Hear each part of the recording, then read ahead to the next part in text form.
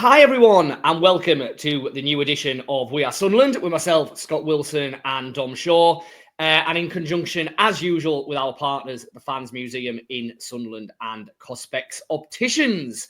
Dom, how you doing? Are you well? I'm all right, mate. I'm all right. Yourself? Warmed up from the weekend. That's got to have been the coldest so far, I think. What was the... Actually, no, it was the Stoke League game. Yeah. They say those cold Tuesday nights at Stoke, but it's actually been the two home games against Stoke in my memorable Potters trilogy that have been the coldest. It was freezing there on Saturday. Part 3. We will have a very brief skim over part 3 of the trilogy that was Sunderland and Stoke. But there's a bit more to get our teeth into in terms of transfers. We'll no doubt touch on Le Fee.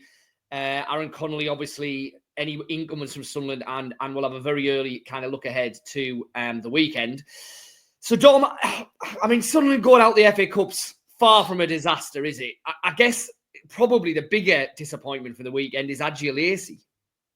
Yeah, and it's one of them where clearly you think this is a major setback for Sunderland. It's not a major setback because they're well covered in defence, but Elise has been hugely impressive when he's played this season, and he's versatile, isn't he? Interestingly as well, he's in the last couple of weeks, there kind of been no real clear pecking order at left back with Sirkin, has there? Yeah. With Elise playing there. So clearly that versatility has been a huge boost for Regis Lebris. But also you think of him on a personal level, don't you? He's had his fair share of injury misfortune. He was playing really well at the start of this season when he picked up the injury that thankfully turned out not to be too serious. But Lebris confirmed after the game on Saturday or said that he feared this one was serious in his words. And he looked gutted, Elise, as he went off. He looked gutted. He looked distraught. So that was the... Like, you think of these games, don't you? These cup games where, like, sadly, and we'll get on to the FA Cup, no doubt, and Mark Robbins' comments afterwards. But sadly, you think it's not the end of the world going out of a cup competition like that if you're in the position Sunderland are in. But one of the main boxes to take in a game like that is to come through it unscathed, isn't it? And unfortunately, Sunderland didn't manage to do that. We're recording this on Tuesday afternoon. Regis Lebris is doing his press conference on Wednesday today rather than his normal Thursday. I'll be up at the Academy of Light on Wednesday talking to the Sunderland boss. So watch the website for that. Obviously, it's forward because Sunderland's game at Burnley is obviously Friday night rather than Saturday, so everything's nudged forward a bit. No doubt there'll be an Lacey update there, but it, all signs so far suggest that unfortunately it was a serious one. And as you say, that's a blow for Lacey personally, but also a blow for Sunderland in terms of their central defensive options. And as you rightly say, their left-back options, because Dennis Sirkin hasn't automatically gone back in. To wrap up the cup stuff then, I mean, does it make any difference that they're out the cup? Not really. If Sunderland go and win promotion this season, no one will care that they went out the FA Cup in the third round. No, Sunderland weren't going to win the FA Cup this year, were they? That's not to say you don't get some, or there wasn't the possibility of some memorable ties and games and wins along the way. And Lebris took the competition seriously, didn't he? Robbins did come in afterwards and say, and it absolutely wasn't a dig at Sunderland. It was more his worry about the state the FA Cup finds itself in, really. But he said, I'm used to this stadium rocking. There's 15,000 people here. It's worrying. I know money's tight. I know it's freezing cold, but I think we've all got to take responsibility and do something. And he did make it clear that he was looking around the grounds, 6,000 at Sheffield, Cardiff last week, for example. But it's not, Lebris didn't throw it, did he, at the weekend? It was a strong team he named. I think it's credit to Harrison Jones, really, and how highly he's rated that he played, because he was the only one, really, who was maybe an inclusion who wouldn't feature or wouldn't be in contention to feature in a league game. Leo Yelder obviously was a rare star, but he suddenly might have an important role to play in the second half of the season now on the back of Alesi's injury. But no, I don't think it is a disaster. What I would say is I don't think any of the fringe players, those players who came in, really staked a claim or gave Le Bris anything to worry about, anything to think about, sorry. And I think the worry there is, particularly in the forward line, if Wilson Isidore, God forbid, gets injured, then is there anyone in this squad at the minute who's going to replace him and fire Sunderland at promotion? Eliza Mayenda, I think Saturday was evidence again that he's far more comfortable playing through the middle than he is off the right. But as improved as he is and as impressive as I think he's been this season, it'd still be a big ask to ask him to be the main man. Aaron Conley's looking like he's going to leave. We'll get to that. Adil Al-Shish on the left side, bits and bobs, flashes, but nothing special. I think it just kind of re-emphasised what we knew already, really, that Sunderland's attack, when everyone's fit, can be devastating, but is the depth there? And it's no surprise that after the signing of Le Fee, it's now bolstering that forward line that's the clear priority. A striker, a versatile forward, maybe one of both. And off the back of that, clearly the fact that we didn't see Wilson Isidore in a game that, Sunderland were chasing the game in all theory to try and stay in the competition. I mean, the fact that Le Bris, come hell or high water, wasn't going to put him at any kind of risk, that just confirms, doesn't it, in his mind that he is really the be-all and end-all in terms of Sunderland striking options at the moment. Yeah, and I think the same can be said for Job Bellingham in midfield. Yeah. Completely get, he's played an awful lot of football. You were making this point in our vid last week, weren't you? You still had Neil Jones and Rigg in there, plus Samed came on to make his long-awaited debut, obviously. But I think the fact that both of those players didn't come on, even though Sunderland were first chasing an equaliser and then pushing for the win, shows that Le Bris clearly prioritised their condition for the games to come over the short-term gain of winning that game at the weekend. Well, and for all Mark Robbins' comments, understandably so, really, because as you rightly say, the FA Cup is the FA Cup. We've all grown up loving it. The romance of it, the run to the finals, etc., etc. But like you say, the reality is Sunderland have got themselves into such a good situation in their league position that has to be the priority. You've got to be hard-headed about it. 100%. And I think that's it. I mean, you wrote the piece earlier this week, didn't you, about the signing of Le Fee? That was an indication in itself of just how Sunderland have realised they have a real opportunity here. And I think to a lesser extent, there was evidence of the same on Saturday. There's a clear priority here in the league because Sunderland have a real chance to, we're not August, September, October now. We're not talking about whether Sunderland can last the pace. All the evidence now points to the fact that Sunderland are going to be in this automatic promotion hunt until the very end of the season. So you've got to put all your eggs in that basket, haven't you? You've got to. I think it'd be risky and possibly even a bit daft of Le Bris to do anything other than that at this stage. What do you think? No, I agree. I completely agree. I mean, the romantic in you, the kind of old-fashioned football fan, if you like, bemoans the fact that the FA Cup has become this. But the reality is that it has. But the reality is, Sunderland at the top end of the Championship need to get back to the Premier League. That is the overriding priority. Now, I'm not saying a cup run can't necessarily go hand in hand with that, but clearly resources are stretched at the minute. It doesn't help that it comes off the back of a manic Christmas period where players have been playing a hell of a lot of football. So I think Le Bris was absolutely right to take the chance to rest the players when he did. We'll move away from just quickly on the FA Cup. Just one more. The thing that baffles me, and we won't labour the point, is I completely get Sunderland doing that. I think any manager in Le Bris' situation to do that. It's when you see teams like Brentford at home to Plymouth. So you're not going to go down. All right, you're in with a chance of winning European qualification for the first time this season.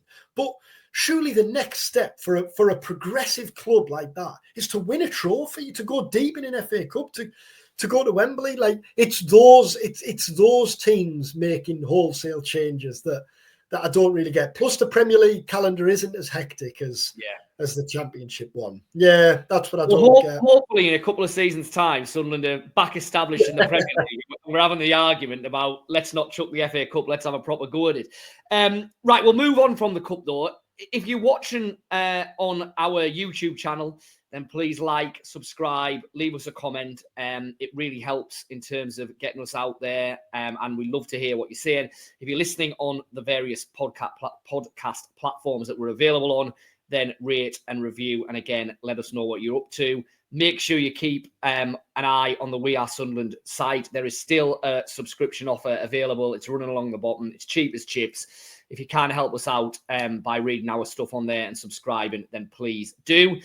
Right, Dom, transfers. Let's get stuck into it. Aaron Connolly, you've already mentioned there. I wrote a piece on this yesterday, Monday, when things were moving. Millwall want him. Connolly wants to play football. I think Labris has basically told him the likelihood is you're not going to be playing much football at Sunderland in the second half of the season.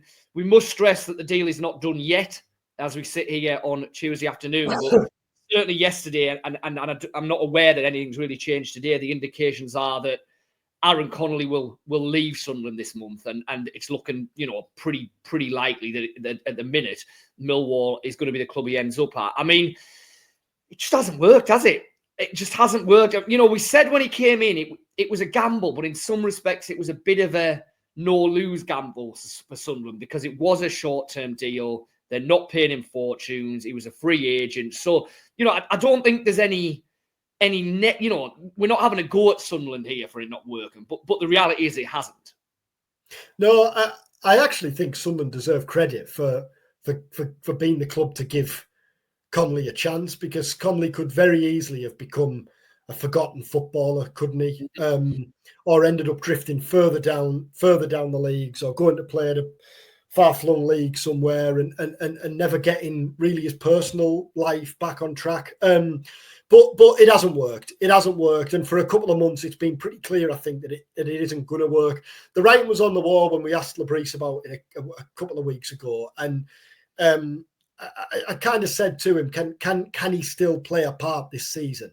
And his answer suggested no. It kind of said, look, we need to have talks this season. As much as you're ever going to get a football manager saying no as an answer to that question, he went as far as he could go. Well, yeah. So we checked on it afterwards, because sometimes, you know what it's like, when you get an answer down in black and white, you think, actually, does it, when you work with a manager or deal with a manager regularly, you think, actually, did he mean for that message to come across? So we did check it, and we got the confirmation that no, that was all fair of the situation Connolly was in. He absolutely wasn't drawing a line under his Sunderland career at that point, but had made pretty clear we need to talk really to discuss what's best and what opportunities might be coming the way. Sunderland are going to sign a forward this month, aren't they? Possibly two.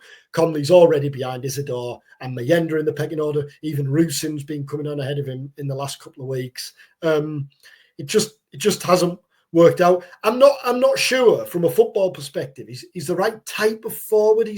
You look at Mayenda and Isidore, and they're so fast and they're so powerful. And you think of the goal Isidore scored in what was the game on the transition where it was so fast from back to front, and Isidore was key in that. Connolly's a different type of player, isn't he? And I think it was telling that he was actually tried as the 10 at Millwall in the game when he scored. It just feels like best for all parties at this point, doesn't it?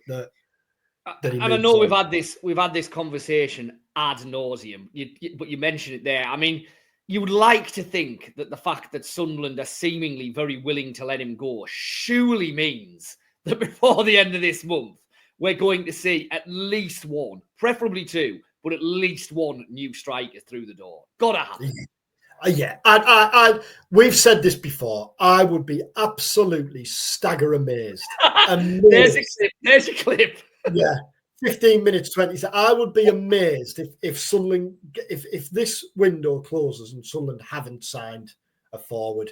The signing of Le Fee signifies, I mean, you wrote about it, didn't you? Signifies that it's clearly a statement signing, but it also signifies a change, doesn't it? A change in approach. Yeah. And going back to what we were saying there about this being a real opportunity, well, not signing a forward, a striker, a forward, leave Sunderland at risk of not taking that opportunity. Because if Isidore stays fit, I would fully expect Isidore to still be Sunderland's main man this season and the number 9. But we've seen, haven't we, in the last few weeks how injuries can bite, and I don't think in the position they're in, Sunderland can take that risk. Yeah, and I think a Premier League loan signing make real sense. I was just going to say, there's been obviously Tom Cannon's name's been kind of flying around with various Championship clubs. He's obviously at Stoke at the minute, but the suggestion is he could be recalled and then sold permanently. That's been kind of round there. Sheffield United seem to be the team leading that chase, but Sunderland have been kind of linked there. Lancashire at Spurs. I know Postecoglou today has pretty much said he will be going somewhere this month, almost certainly. I mean, there are names and players around there, but it does feel like that Premier League loan market at the minute feels more likely than a Mayenda type signing, where, let's be honest, it's a player from abroad that we haven't really heard of when the deal goes through. Yeah, and Lebris has said a few things, hasn't he? He used Chris Meffam as an example, really. I'm in between a rock and a hard place here, by the way. When the light's off, it's dark. When the light's on, you've got an awful shine off my body. It's like a halo. Yeah. It's like a halo. It's all right. There's no way I can make this work. There we go. I'm just going to get... if you're listening on your podcast platform, A, good, and B, apologies. And now there's a knock at the door downstairs. It's all going on here. Lebris has said a few things, I think, hasn't he? That indicate what Sunderland are going to do this month. He used Chris Meffam as an example of we need players who are ready now. We need players who can come in and make an impact. That's not to say that they're not going to make a project signing this month, but I don't think it can be the main. It can be the main signing, especially as a forward player.